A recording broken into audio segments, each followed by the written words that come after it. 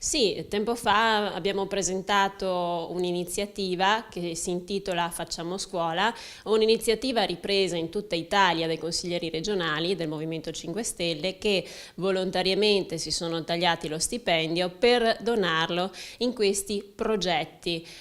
che hanno a che fare con l'innovazione della didattica oppure anche la messa in sicurezza degli edifici stessi. Noi qui in Veneto siamo riusciti ad accumulare circa 50.000 euro che sono andati a finanziare circa 5 progetti per un importo appunto di 10.000 euro. Oggi qui abbiamo i